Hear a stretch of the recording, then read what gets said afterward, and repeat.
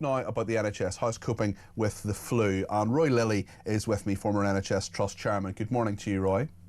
Morning, Peter. I just want to put a sentiment that was sent to me by a viewer earlier on. I read this out just before the break, but I'll mention it again.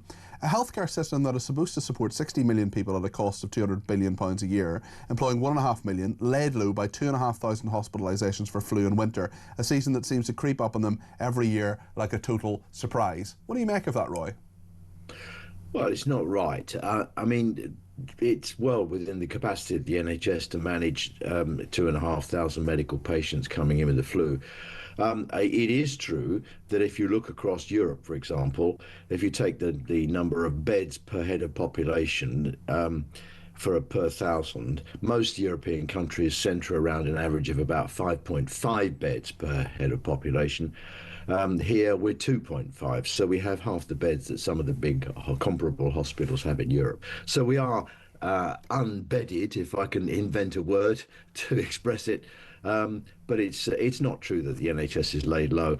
And I think, you know, Peter, there's a certain amount of politicking going on at the moment. I want to sort of phrase this carefully because I don't want to undermine the importance of people getting a vaccination and people, you know, trying to avoid getting ill and having the flu and all the rest of it. But what has happened here are two things. One, the flu has arrived earlier than it normally does. Now, it's not much earlier, though, is it, Roy? It's only about a week or so. No. It's about 3 weeks early. So what has happened is the peak that you get with the flu normally over the sort of December, January, and the fag end of February has started a bit earlier. So that's made everybody sort of wake up because it didn't really catch the NHS out, but it wasn't predicted to come early.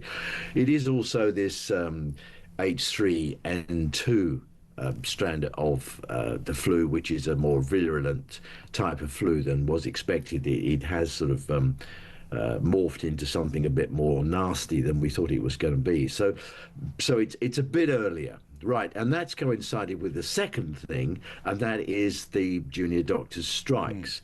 Now, I think that the conclusions that Wes Streeting has been saying, that the NHS is going to collapse and it's pulled out the last Jenga brick and, you know, the NHS is going to fall about. I mean, I think that is more about piling pressure on the junior doctors and the reputation. Is he going to get the result he wants on Monday morning, do you think, when the votes come through about what the junior doctors have actually decided? Well, I wouldn't put money on it. And I tell you why. The junior doctors have been on strike now for a long time to sort out their pay. Now, there are other issues which needed to be sorted out, and Streeting's made some attempts to do that, which is fair to him.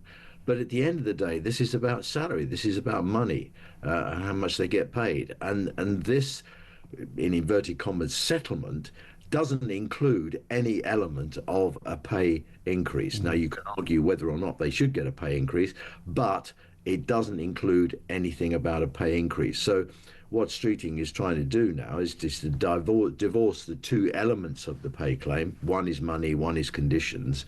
And he's tried to deal something about the conditions, but he's done nothing on pay. Yeah. My view is the hard line junior doctors, which are sort of the core of doctors that go on strike. Bear in mind that only about a third of junior doctors go on strike at any one time, and in the last strike, the figures came down to about 23%. Yeah. And we see that support ebbing away to some degree.